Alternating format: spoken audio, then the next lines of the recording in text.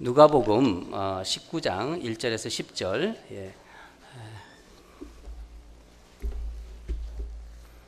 한 절씩 교독하고 마지막 절은 함께 읽도록 하겠습니다. 이제 우리 삭개오를 가지고 우리가 3주째 하고 있는데 이제 여러분 다 거의 이제 외우시죠? 거의. 한번 다시 우리 교독하겠습니다. 예수께서 여리고로 들어가 지나가시더라.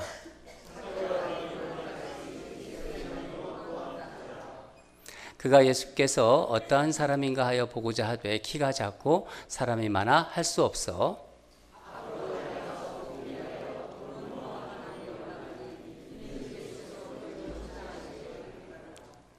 예수께서 그곳에 이르사 쳐다보시고 이르시되 삭개오야 속히 내려오라 내가 오늘 네 집에 유하여야 하겠다 하시니 무사람이 보고 수군거려 이르되 저가 죄인의 집에 유하러 들어갔도다 하더라.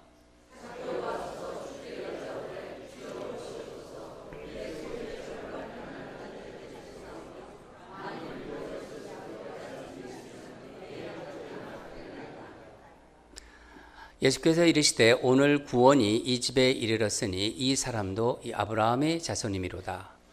인자가 온 것은 잃어버린 자를 찾아 구원하려 함이니라. 아멘.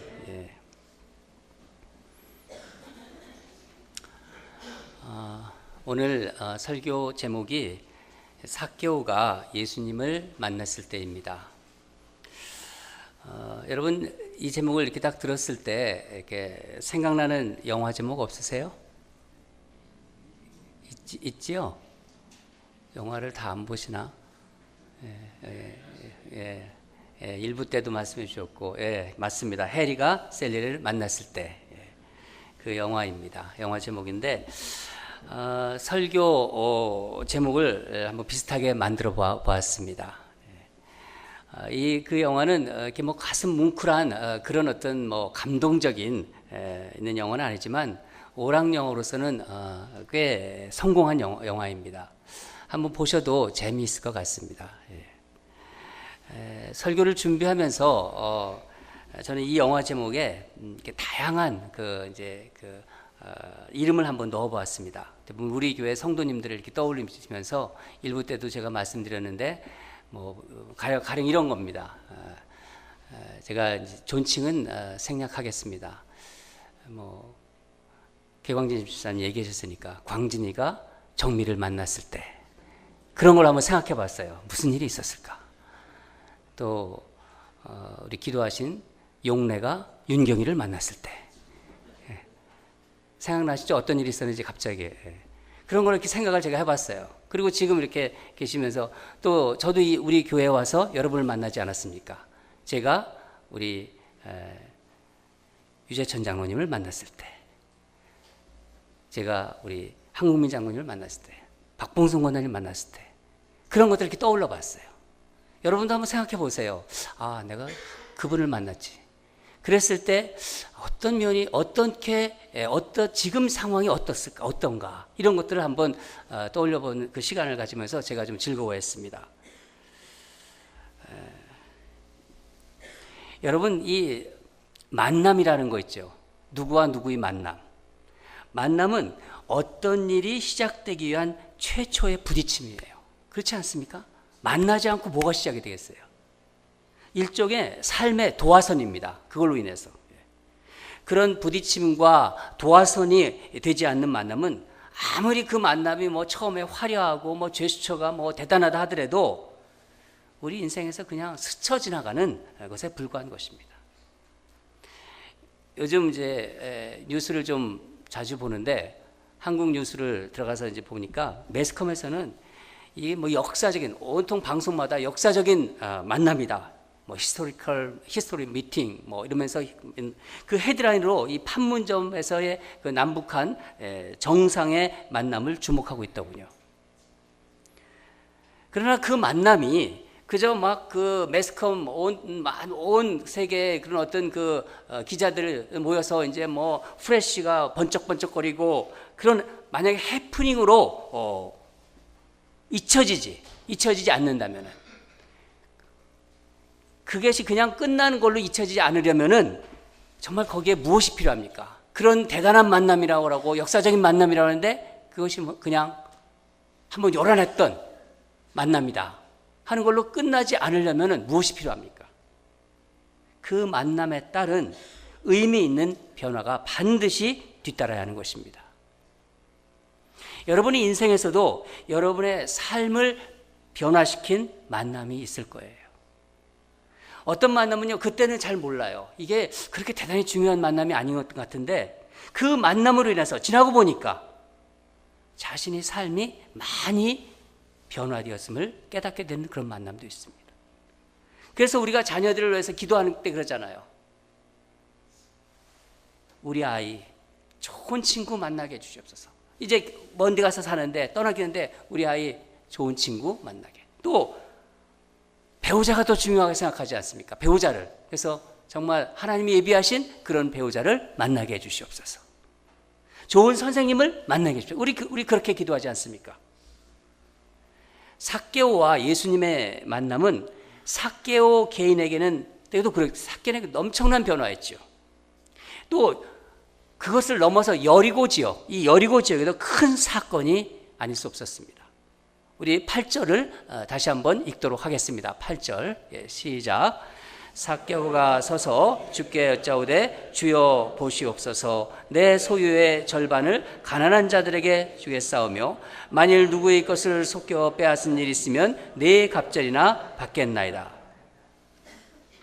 여러분, 삭개오의 이런 큰 변화의 결단이 있기 전에 삭개오에게는 영적으로 보면 더 크고 정말 일생일대의 중요한 결단이 있었습니다.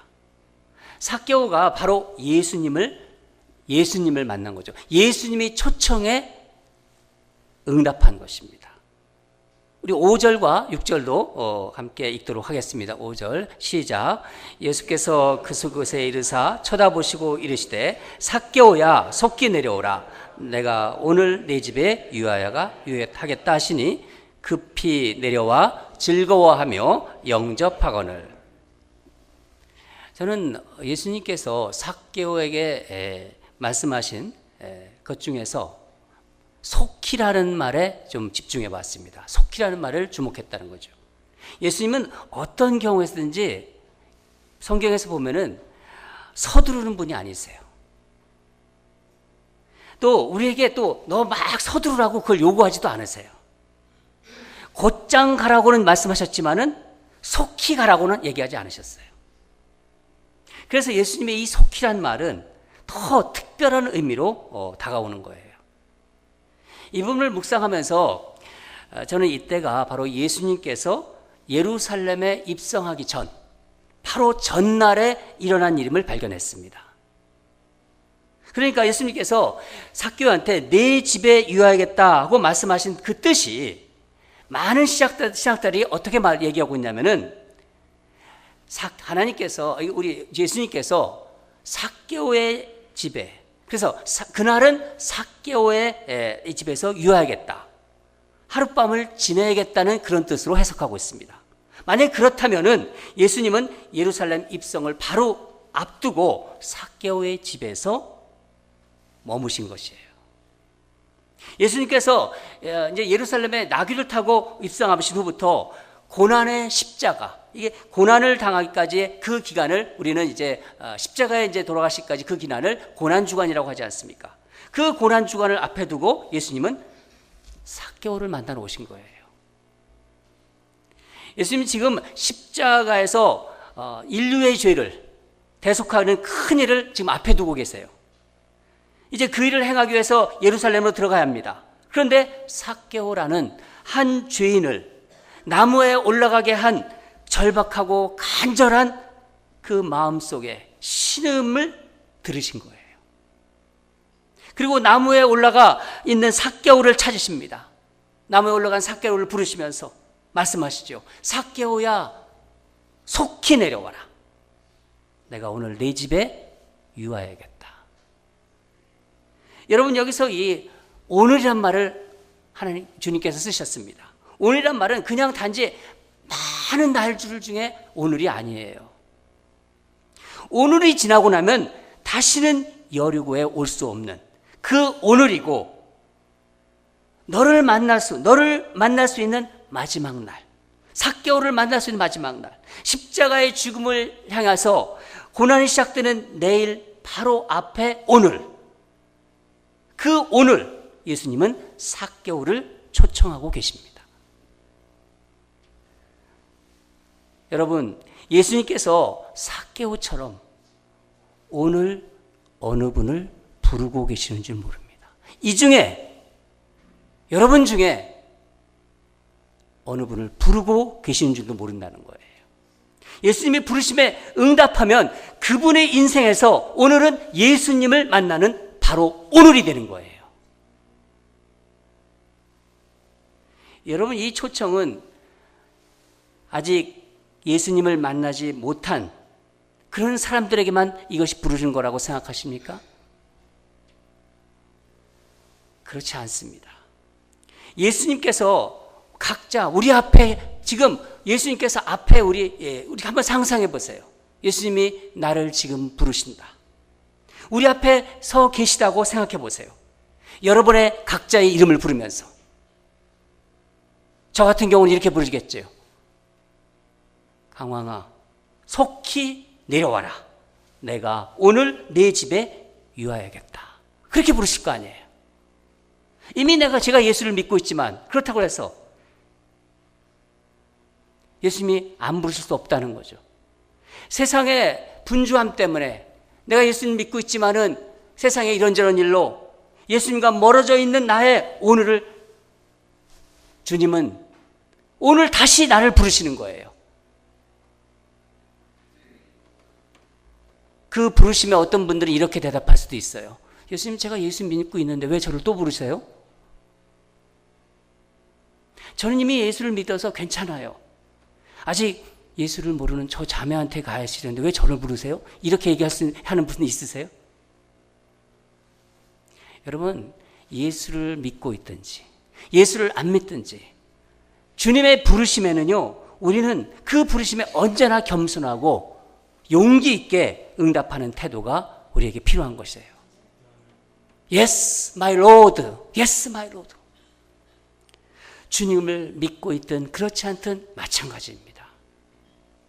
그러니까 삭개오가 급히 나무에서 내려와 예수님을 영접한 것처럼 우리 또한 예수님의 부르심에 속히 응답해야 하는 거예요. 여러분, 이 응답을 다른 말로 우리 뭐라고 합니까? 보통 우리가 예수를 주로 믿는 사람들이 어떤 얘기를 많이 쓰죠? 주님의 부르심에 내가 결단한다. 내가 응답한다. 결단한다. 부르다. 왜 이것을 결단이라고, 이런 결단이라는 말을 쓰나요? 우리 안에 어떤 이 전격적인 결단을 자꾸 미루고자 하는 우리 안에 죄성이 있기 때문입니다. 그래서 중요한 순간에 바로 응답하지 못하고, 바로 결단하지 못하고, 다른 생각들을 내 머리 안에 자꾸 거기다 집어넣습니다. 응답하지 못하고, 결단하지 못하고, 그 순간을 놓치면 어떻게 되나요? 시간이 흘러가면서 그 생각들에 밀려가지고 예수님의 목소리는 희미해지는 거예요. 여러분, 그 다른 생각이라는 것이 무엇일까요? 이것이 우리에게 중요하지 않습니까? 한 세 가지로 제가 정리를 해봤습니다. 첫째로, 예수님께서 오늘 너희 집에 가자고 하시는데, 지금 여러분을 부르시면서 내가 오늘 너희 집에 가겠다, 그렇게 부르시는데 갑자기 같이 가야 되는데 마음속에, 아니, 우리 집의 모습을, 상태를 떠올리는 거예요. 예수님을 내가 지금 우리 집에 모실 수 있을까? 집에 지금 부엌에 가보면 내가 어제 먹다 남은 술이 있는데 지금 반 정도 남아있는데, 여리고 주민들 삭개오라면 이렇게 했죠. 내 지금 집에 여리고 주민들한테 보낼 세금 고지서가 지금 수북하게 쌓여있는데, 네, 또 나만이 아는 은밀한 방이 있는데 거기에는 금고가 있고 거기에는 돈이 꽉 차 있는데, 이런 것들을 예수님께 보이고 싶지 않겠지요. 그러면서 이렇게 얘기할 수 있습니다. 삭개오 같은 경우에는, 예수님, 예수님이 부르심에 감사합니다마는 지금은 좀 곤란해요. 다른 사람들이 예수님을 자꾸 보자고 하니까 먼저 저보다 그 사람들을 만나시고 다음에 저희 집에 오시지요. 저는 그동안 저의 집을 예수님께서 오시기에 적당한 그런 곳으로 준비하겠습니다. 여러분, 인간적으로는 이 대답이 꽤 사려 깊은 그런 생각으로, 그런 대답으로 들리지요. 그러나 여러분, 예수님은 이런 손님이 아니잖아요. 그렇지 않습니까? 예수님은 지금의 나의 모습을 아시고 그대로 나의 에지이지 상태로 나의 안으로 들어오시겠다는 거예요. 내 모습 이대로, 이 모습 상태로 예수님을 만나시겠다는 거예요. 예수님은. 그러나 우리에게는 이것을 막고자 하는 인간적인 생각이 우리 안에 있다는 거예요. 가령 이런 거예요. 이것만 끊고 나서, 그렇게 얘기하시는 분들이 많아요. 내가 술을 참 많이 하는데 술을 좀 끊고 나서, 담배를 끊고 나서, 이 습관을 고치고 나서, 학생 같으면은 이 시험을 보고 나서, 이것만 해결하고 나면은, 여러분, 그렇게 되면 어떻게 되는 거죠? 어떻게 되나요? 이미 오늘은 지나가는 거예요. 오늘은 지나가는 거예요. 어제가 되는 겁니다. 인생에서 가장 중요한 만남을 놓치게 되는 거예요. 두 번째로 우리의 결단을 자꾸 미루게 하는 또 한 가지가 있는데 두려움입니다. 우리 안에는 두려움이 있어요. 앞일에 대한 두려움이지요. 예수님을 내가 만나고 나면, 예수님을 영접하고 나면은 나에게 어떤 일이 일어날까? 이게 자꾸 생각이 나는 거예요. 다른 사람들의 삶을 봐요. 어떤 사람, 내가 아는 사람은 예수님을 만나기 전에는 잘 살았는데 예수님을 영접하고 이 사람이 갑자기 선교로 헌신해서 아프리카 오지로 갔다가 그만 순교당했대. 그런 생각이 들어오는 거예요. 또 어떤 사람은 예수님을 만나고 나서 가난한 사람들과 살기 위해서 빈민가로 가서 들어가서 지금은 그들과 함께 살고 있대. 물론 그것이 의미 있고 훌륭한 일이라는 걸 그 사람도 알겠죠. 그렇지만 나는 아직 그런 식의 삶을 내가 살기에는 아직은 아니야. 그 생각이 우리에게 있는 거예요. 만약 이 순간을 견디지 못하고 예수님을 받아들였다가 그런 삶을 살게 된다면은 우리 가족들은 어떻게 해? 내가 지금 아이들을 서포트하고 있는데 그런 생각이 꼬리에 꼬리를 무는 거죠. 이런 것에 대한 두려움, 이런 나의 변화되는 삶에 대한 걱정, 내 안락함에 깨지는 것에 대한 그 두려움이, 이런 것들이 우리의 결단을 자꾸만 유보하게 만드는 것입니다. 세 번째, 또 하나 가장 우리 결단을 힘들게 만드는 것은 과거에 내가 묶여있는 그 삶에서 벗어나지 못한다는 거예요. 여러분, 우리가 지금까지 살아왔던 이 삶의 방식과 내용은요, 그저 지나간 일이 아니에요. 이게 다 쌓이는 거예요. 그것은 하나의 세력으로 형성되어 있는 거예요. 내가 여태까지 살아왔던 삶의 스타일, 방법들은 그 방향으로 계속 살도록 나를 이끄는 힘이 되고 있는 거예요. 우리를 떠미는 일종의 강력한 파워죠. 이것을 물리학으로 얘기하면은 관성의 법칙이라고 합니다. 뉴턴은 이 관성의 법칙을 뭐라고 얘기했냐면은, 외부에서 힘이 작용하잖아요. 외부에서 힘이 작용하지 않으면 운동하는 물체, 움직이는 물체는 계속 그 상태로 운동하려 하고, 정지한 물체는 계속 정지해 있으려고 한다. 이것이 관성의 법칙입니다. 목회를 하다 보면 이 관성의 법칙이 어떤 물체뿐만 아니라 우리의 삶에도 그대로 적용된다는 생각을 하곤 합니다. 그것이 부정적인 것이든 긍정적인 것이든 우리의 과거는 그게 힘이 되어서 내가 변화하는 것을 막고 있는 거예요. 여러분, 삭개오의 경우는 그게 어떤 것이었겠습니까? 삭개오의 경우에 세리장으로 살아오지 않았습니까? 삭개오는 그 세리장으로서 살아왔던 그 방식들, 그동안 얼마나 기득권을 누렸겠습니까? 그 기득권을 행사해 얻어왔던 것들, 사람들의 눈총 속에서 왕따를 당하고 따돌림을 당했지만은 그 안에서 살아오면서 어느새 익숙해진 거절감들, 이런 것들이 바로 삭개오에 있었던 것이죠. 그러나 여러분, 우리가 예수님을 받아들이는데 있어서 반드시 우리가 알아야 되는 것. 근데 우리가 예수님을 믿고 있다 하더라도 예수님을 우리는 부르시거든요. 그때 우리가 반드시 알아야 할 것은 예수님을 나의 삶의 주인으로 또 영접하고 받아들인다는 것은 단순히 나의 어떤 주변과 주위가 변하는 게 아니라는 거예요. 내가 새로운 사람으로 거듭난다는 것입니다. 내 집이 변할 필요가 없어요. 나에게 닥쳐올 불이익과 고난을 두려워할 필요가 없는 것입니다. 익숙해진 나의 삶의 방식을 벗어버렸을 때 나의 모습을 염려할 필요가 없어요. 왜 그렇지요? 왜지요? 내가 변화되면은, 내가 바뀌면은 그 모든 것을 어떠리 다르게 경험되어지지 않겠습니까? 내가 변하는데,